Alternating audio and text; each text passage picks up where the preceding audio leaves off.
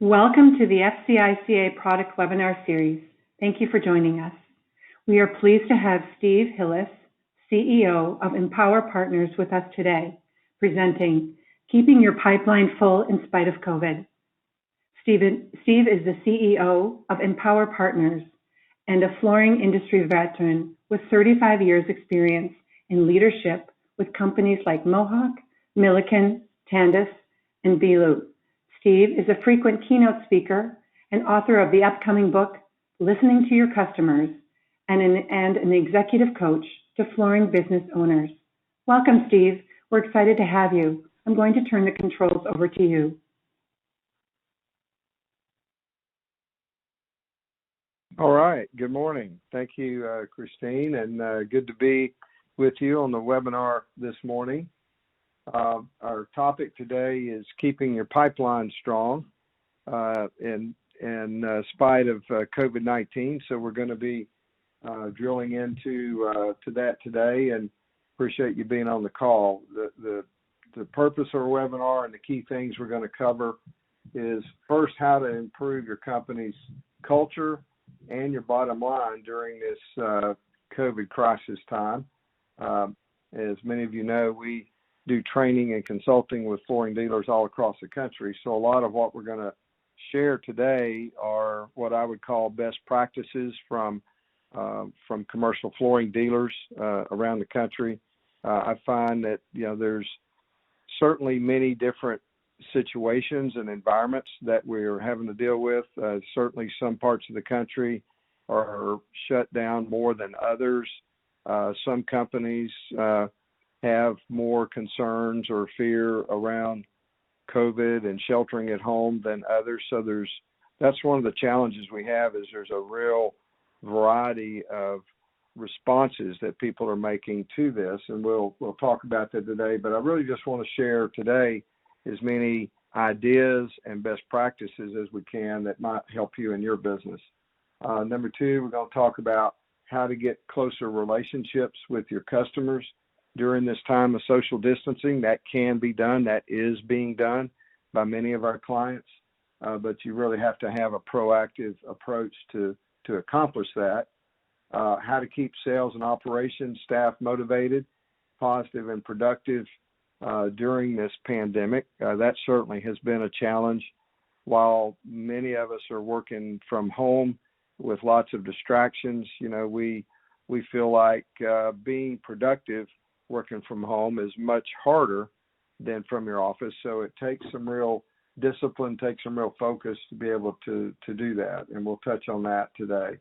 And then last piece is planning and prospecting for new business in the fourth quarter, and then looking forward to the first quarter of 2021, and give you some insights as to what we see happening in the markets. So let's jump in. Some key questions to think about as we get started is, first of all, understanding the game has changed. And when we say that, we mean our business conditions have changed. Many of our customers have restricted us from calling on them. Some customers have put things on hold. So there's many different conditions we're having to react to. And so one question I want you to think about is, how do you prepare your team for the post-COVID-19 pandemic? We're still in it, right? So it's hard to define today, when we will be back to normal, if we ever get back to what we knew at one time as normal. But how do we start to plan for that? How do we prepare our team? So we're gonna address that today, but I want you to be thinking about what you're doing now. And are we moving forward, or are we stuck? I talked to many people today that feel like they're just kind of stuck in neutral. They don't know whether to prospect to their customers or not. They don't know if they should have face-to-face meetings or do everything over Zoom. So we'll try to address that question as well. And then, what are we doing to adjust our business plans, or using the term pivot, or what changes are we making in terms of our customer focus, our sales strategy? Many flooring dealers that I speak with are going through what we call a pivot, where they're looking for new market segments that are more active. I was talking to a client just this week that primarily does senior living and healthcare, and they've really been impacted in that market segment. So they're now changing directions, and at least for the time being, and going after more corporate office business, and for them, multifamily is another market segment that's active in their area. So be thinking about those areas that you can pivot. Certainly changes are here. You don't want to be left behind. We find there's two kind of people in this world. Those that find excuses and those that find a way. And I want to encourage you to be those that find a way, around the problems, a way to move forward and to continue growing in your business and getting closer to your customers. So when we break that down, here's some of the changes that we see happening. Number one, we've got a more competitive market conditions right now, because business has been impacted. Things have slowed down in most market segments. The work environment, working from home, as I mentioned, is certainly impacting how we go about our business. And so adapting to that and being more productive working from home is very important. So I encourage you to spend some time thinking about that. And, we do some other training webinars, and you can find others out there on giving you tips on how to set up your home office and how to avoid distractions and procrastination when you're working from home, because it is harder work. It does take more discipline. So just recognizing that and committing to being more productive is a big part of the solution. Fear of the coronavirus, that acronym that I've put up there, FEAR, is one that I like to call false evidence appearing real. Most of the time, the fear that we have is blown out of proportion. That's just kind of human nature. If we watch too much CNN and Fox News, then, we're bombarded with all kinds of challenges with the economy and coronavirus and social unrest. And I mean, it just goes on and on and on. So a lot of it is where we spend our time and what we think about.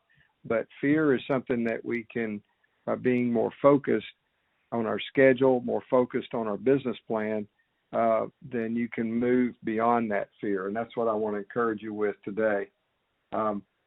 Customer changes with meetings and the uncertainty around that is a big deal.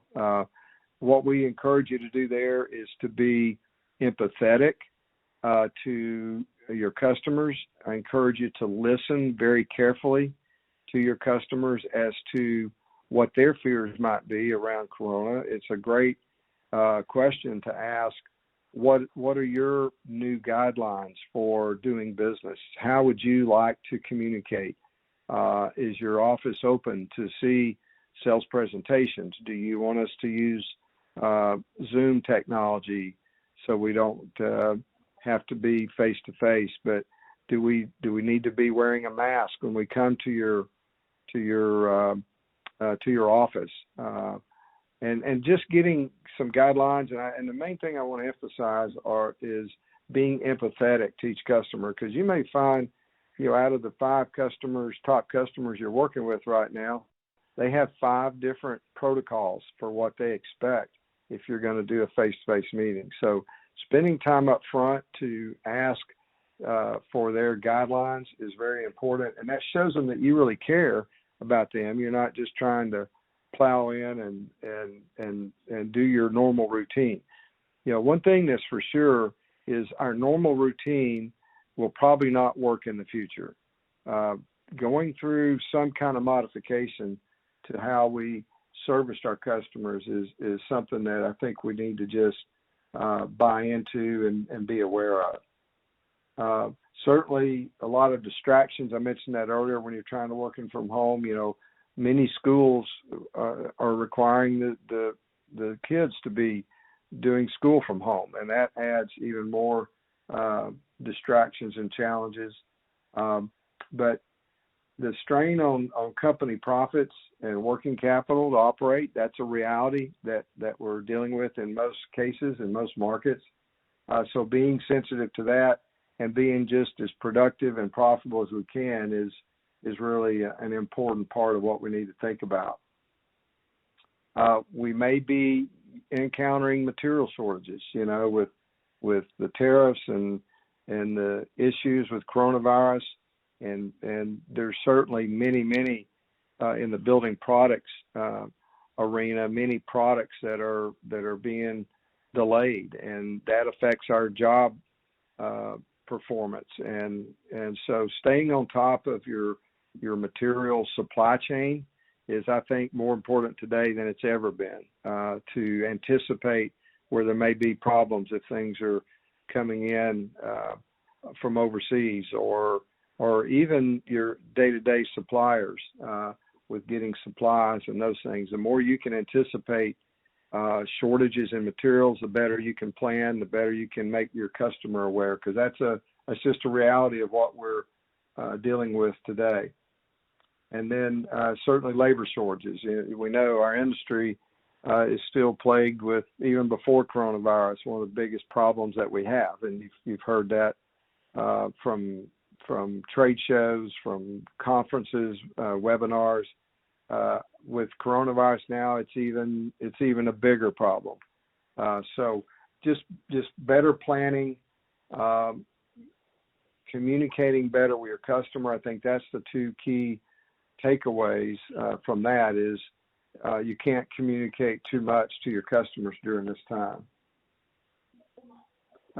Then we want to talk some about the bottom line. In business, we've got to protect the bottom line. We've got to see that we have a healthy bottom line profit to stay in business, and certainly I'm afraid that coming out of this Corona situation, there's already we're seeing some companies that are just closing their doors or going out of business, and I'm sure fortunately not so much in flooring dealers or manufacturers, because building is still moving forward and business is still flowing. But you may be doing a lot of business in the restaurant business, for example, and they're just having some real struggles. So paying attention to, again, your customer base is a real important part, but taking action instead of allowing yourself to be paralyzed with fear, that's an important starting point.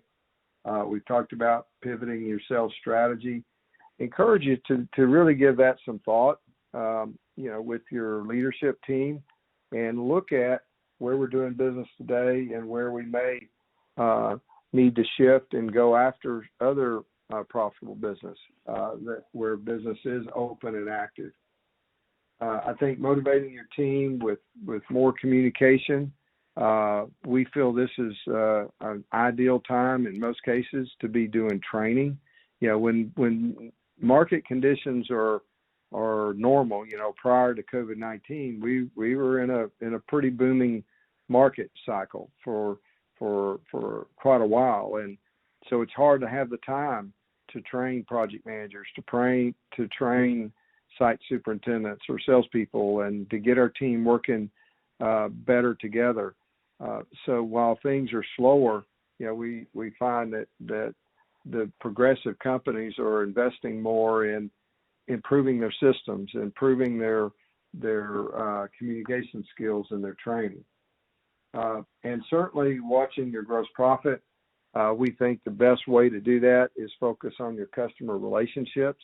Relationships are key as we move out of this pandemic. And the stronger your customer relationships, the better chance that you're going to be able to maintain that business and maintain it at a good profit margin. So investing in that is important. We're seeing some dealers that I would say are some of the most successful right now. We've got quite a few clients that are actually having record months right now in sales and profits. And one of the things that we see as a common thread there amongst those companies is they've really invested in their customer relationships. They're doing actually where they can more breakfast meetings, more lunch meetings, taking customers to dinner, doing golf, getting outside, having outside events, team building events. Be creative with your customers.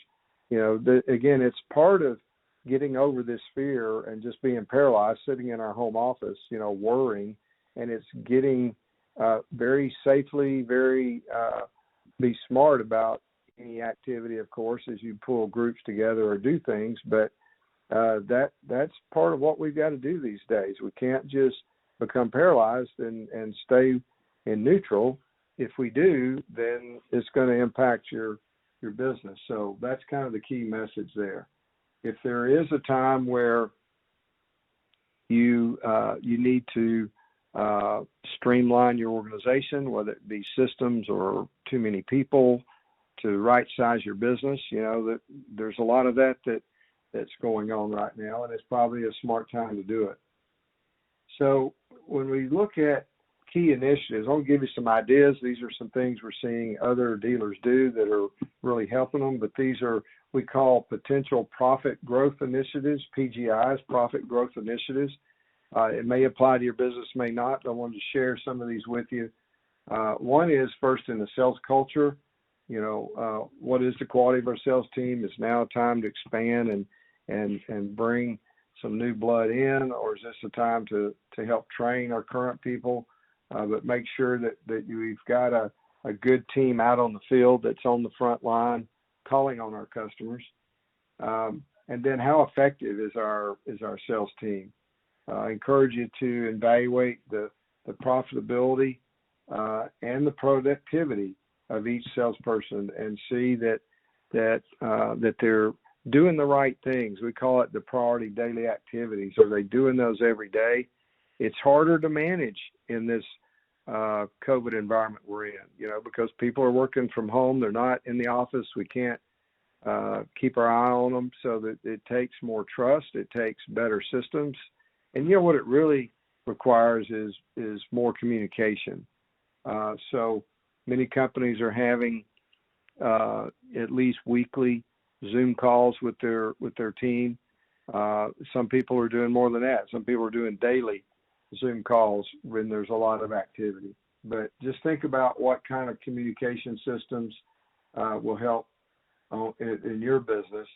And then looking at the quality of your customer base, like I mentioned, it may be time to pivot. It may be time to look for more negotiated high margin commercial business instead of just bidding more work. We believe one of the things we're seeing in the trends with architects and end users is at least in the first 2 quarters of next year, we feel there's going to be a slowdown. We're already seeing slowdown in projects that are on the board being designed in most market segments. Certainly the hospitality market has been impacted significantly because people aren't traveling, of course, very much. And so you've got markets like the hotel business that are hit really hard. I've already mentioned earlier, senior living business is hit hard because of this COVID thing. Corporate office is hit hard because people are working from home instead of office. So, those 3 markets, as well as retail, I would say those 4 are going to be some of the biggest challenges coming out of this in terms of how long it takes them to get back. We've heard recently, at least from some of the hospitality industry experts, that it could be 2 to 3 years before, or some of the current projections before it gets back to where it was. So there could be some long cycles there that causes a dip in work.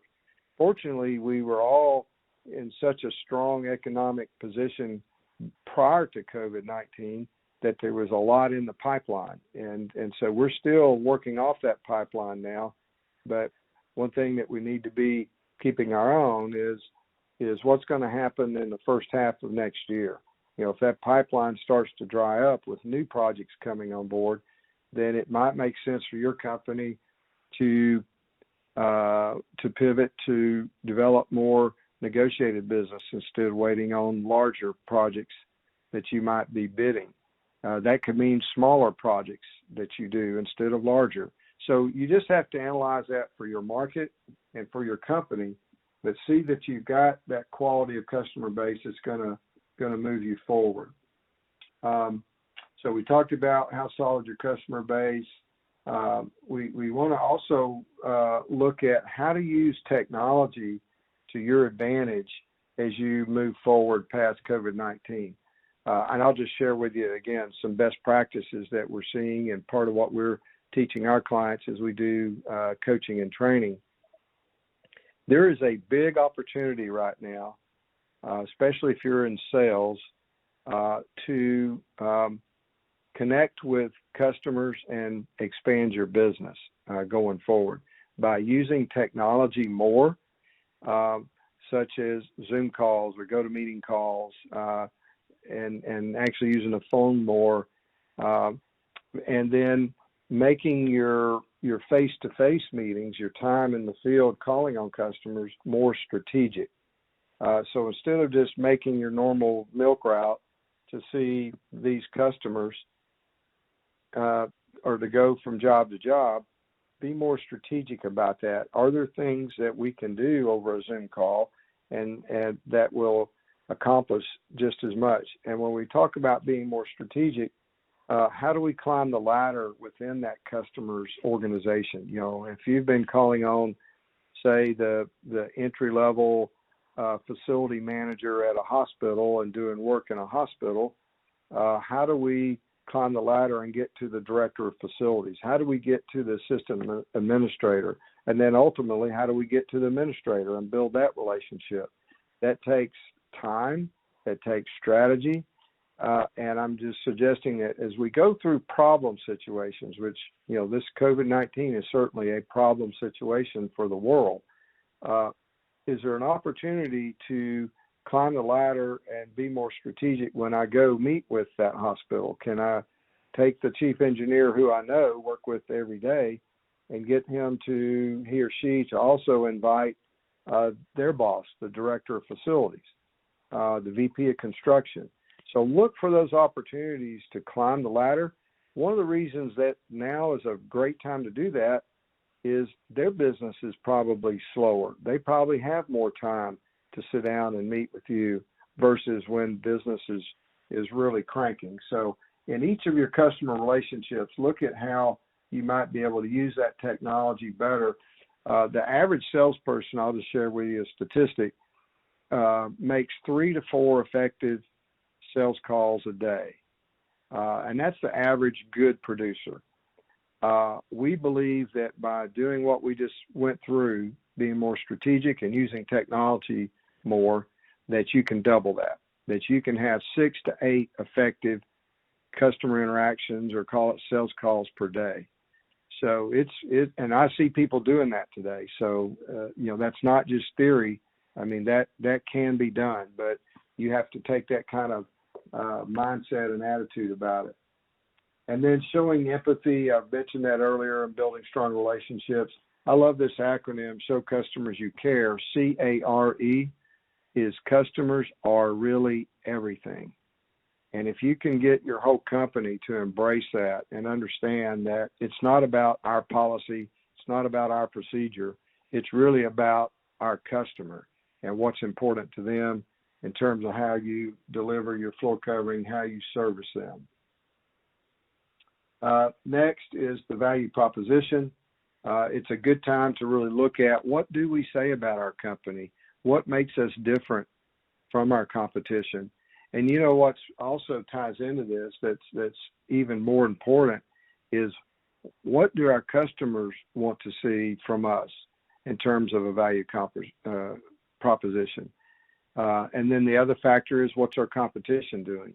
So, you know, it's a good time to evaluate that. You know, don't kid yourselves and say, you know, we're honest people, we work hard, you know, our company does what it says. I mean, it's easy just to throw out some mission statements or things that kind of become our value proposition, but do your customers really care about that? Is that something they need? And do you have competitors doing those things even better than you do?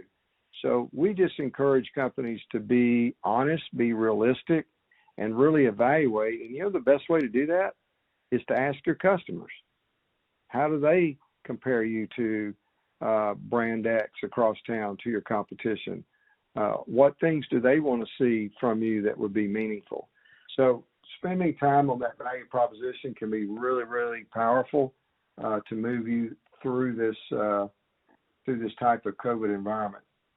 Getting our sales team and our operations staffs to work better together, I think, is very important during this time. There's a lot of stress right now. There's a lot of frustration.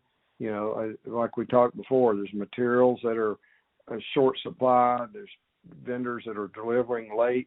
It's harder to find installers now to show up on the job. All of a sudden somebody's sick, they've got a fever, they can't work. We have all kinds of conditions right now that we haven't had to deal with much in the past. And so getting our operations team to really be empathetic and communicate more, to have a level head. And so I encourage you to get training for your team around that. Really pour in some time on encouraging people to work together and give them the skills on how to solve problems in a calm way, both with your customers and internally. And then the quality of your marketing and sales support. Is it a time? I was talking to a client just this last week, another commercial flooring dealer, and they told me they're doubling down on their marketing right now. I've talked to others that have said they've put a hold on everything. So there is such a wide variety of how people are responding to this time we're going through. And you have to evaluate that for your business. It may be because of your marketplace and your particular customer base that to manage cost, you've got to just shut down marketing at this time and prospecting. But if you can find a way to cut in areas that can scale back and right-size your business and still move forward with prospecting and marketing and servicing your customers, that's really what's important in terms of growing a business. Then I encourage you to do that. So that's really what we're looking at, is how to keep our sales and operations staff motivated. We want to keep everyone positive and productive during this time. I want to share with you, we call it our Empower Formula for Success. But it's, this looks complicated, but it's really not. It's some basic things that if you can focus on will really help you. TDA is your priority daily activity, and I encourage you just to try, whether you're a project manager, site superintendent, labor manager, salesperson, whatever your role is, find the 5 most important things that you need to do every day or at least every week to accomplish your business goals. And certainly that's a place you need to start with your boss or your owner of your company. What are your goals that you need to be focused on? And then see you've got the right activity that's focused on that. And then the F is around focus, to avoid distractions. That's only something that you can do. The D is for discipline. That's around putting things in your schedule and sticking to it. And then superior job skills, as I mentioned before, now's a great time to invest in training. Do the webinars with your material suppliers, but hone up your skills while you probably have some extra time. And then IGM, individual goals meeting, we encourage every manager that the most important meeting they should have every month is a one-on-one individual goals meeting, a private closed-door meeting with each person that reports to them. And you don't talk about business. You focus on that employee's goals, the challenges, what can the company do to help with their personal development. And I'll share this with you. The number one reason that people leave companies today, and this is a statistic based on a lot of analysis and surveys, the number one reason people leave is because they feel that their boss and or their company does not really care about their personal development. And so if you as a boss are taking that time each month to do that one-on-one with your employees, and you really are listening to what their goals are, what their challenges are. It doesn't have to just be a performance review. It's really just showing them you care about them and that you have a plan. You want to work with them to develop their professional development, whether it be training or new systems or whatever it is that they may need. So we call that our formula for success. When you put those components together, then no matter what your job is, you're going to be on track to see success. And we kind of redefine success as, instead of winning the big job or hitting quota club or whatever it might be in your mind today that defines success, if you can think about the right activity that you need to do every day to accomplish your goals and do those activities, make those your priorities, even though they may not be the most comfortable, easy priorities. And then I mentioned keying on the top 5 things. And the focus and discipline, again, is something that only you can do. I encourage you to plan ahead, plan your week out on Sunday night if you can. By having a better schedule, you'll be able to avoid distractions. You'll look for things that can be delegated, and there'll be things that you can stop doing that maybe you shouldn't be doing. But the more discipline you have in your schedule, actually the more freedom you have and the less stress that you have. We touched on prospecting earlier. Just a couple of things I want to share there. We think relationships are king. I love this quote from Zig Ziglar: if people like you, they'll listen to you, but if they trust you, they'll do business with you. So what can we be doing right now to build stronger trust with our customers? I think that's very, very important. Stay in front of your prospects and customers, and don't make it so much a sales pitch. Just stay in touch with them to see how they're doing. Again, showing that empathy we talked about earlier is very, very powerful in terms of building relationships and showing your customers that you really care. That's very important. So this is kind of an overview of the steps you can take to be closer to your customers, taking action and not allowing fear to enter into your workday. We think staying in tune with your goals.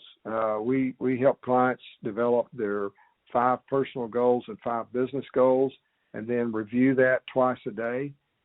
You create a vision board, find a picture that relates to each of those goals and really focus on that. It doesn't take more than 10 minutes a day, so you can't say I don't have time. But if you get in the habit of doing that, it is amazing what will happen in terms of you being more successful in your personal life and in your business life. And it helps you take action and get over this whole fear thing. We've talked about showing empathy. We've talked about climbing the ladder. Very important to look for those opportunities as you're out calling on customers. And then just develop the mantra, the attitude that we're going to provide superior customer service. Now's the time to ramp it up, not slow it down. Now's the time to do more for your customers than you've ever done before, and it'll really pay off in the long run. We like to talk about enhancing the customer journey. What can we do to make doing business with us easier for you? Less paperwork, better execution, better communication.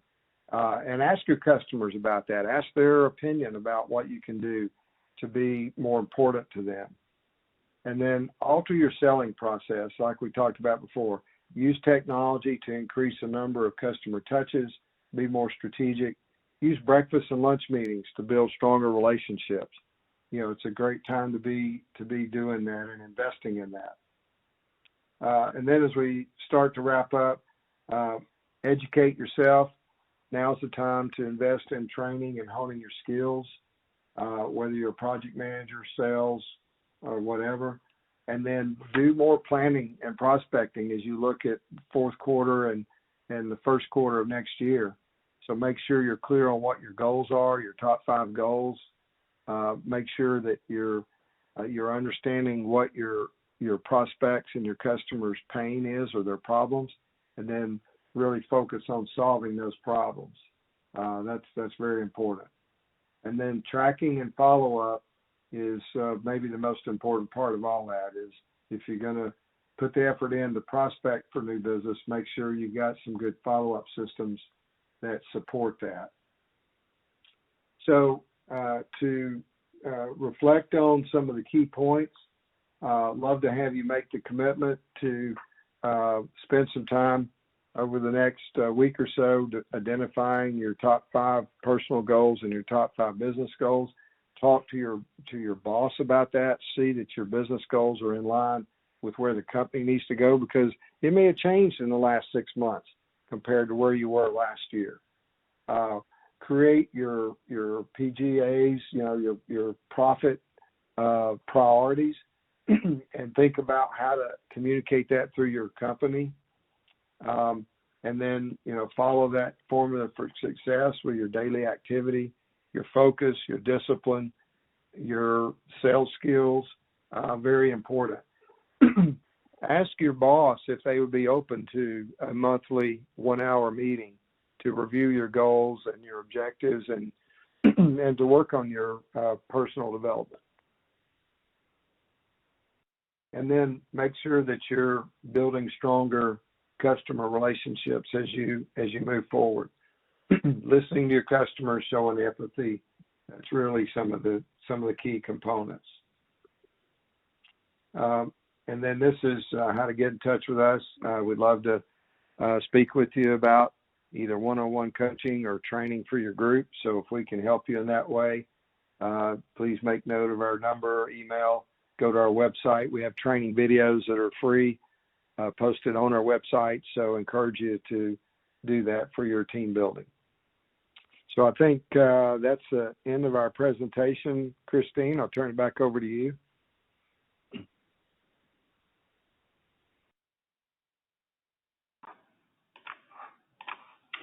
Thank you so much, Steve. If the audience has any questions or comments, please submit them in the question box on the left of your screen.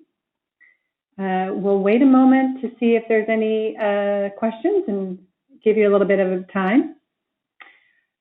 In the meantime, we do have a question here. So Steve, if you could address the following question. What is the most common reason for employee turnover? Okay, yeah, and we touched a little bit on that earlier. We find that the most common reason for turnover is people feel like their voice is not heard. I think I mentioned a little bit earlier in the presentation that if people feel like their boss doesn't really care about their personal development, if they feel like their company is not listening to their ideas, then that's the number one reason that people check out and move on.